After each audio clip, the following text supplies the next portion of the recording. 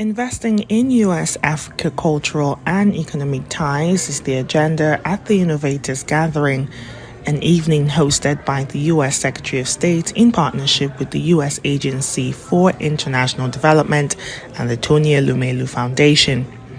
U.S. Secretary of State Antony Blinken underscored the support in catalyzing partnerships between African and diaspora innovators, entrepreneurs, and U.S. capital technology.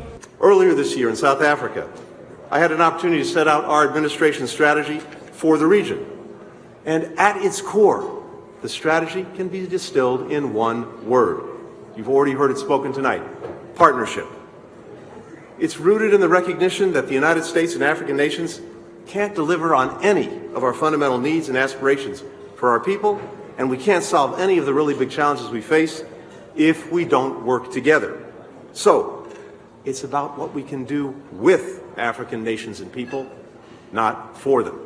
Let me just very quickly go through three ways our administration is working to broaden and deepen those partnerships to foster African innovation. First, we're investing in the infrastructure that provides the foundation for African entrepreneurship. Second, we're investing in rising leaders. Since President Obama created the Young African Leaders Initiative, nearly 5,800 trailblazers from every country in sub-Saharan Africa have come to the United States for academic and leadership training.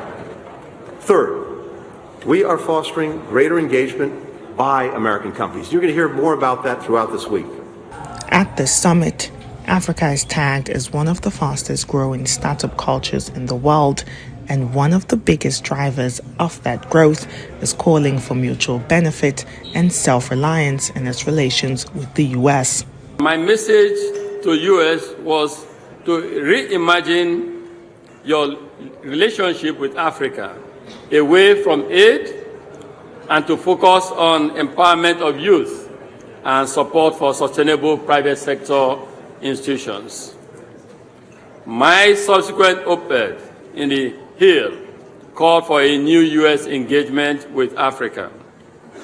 The fact that we are gathered here in Washington this week shows to a large extent a genuine interest to re-engage in a manner that prioritizes mutual benefit and self-reliance.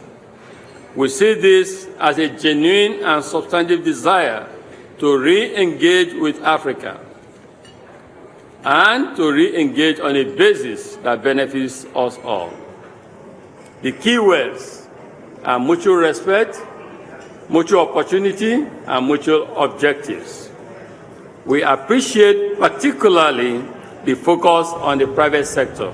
To amplify the African story and change the narrative, the New York mayor highlights how far the continent has come.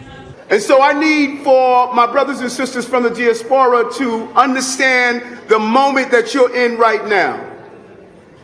You are in a moment right now when, the first time in history, you are seeing power that is not American power, but is African power. But if you don't connect the dots, you are not going to understand the full purpose of this moment. The mayor of the most important city in the most important country is an African. The most important cities in America are headed by Africans. In New York City, the top law enforcement executive, Letitia James, is an African. The head of the Assembly is an African. The head of the Senate is an African. The head of the City Council is an African. The public advocate is an African. The district attorney in the Bronx is an African. The district attorney in Manhattan is an African. All of this chocolate, what are we going to do with it? The world is recognizing the next generation of African leaders through their innovation and success stories. And as the U.S.-Africa Leaders Summit is underway, one thing is clear: Africa must strive for mutual benefits in their relations. Nkechi Nnanna, Arise News, Washington, D.C.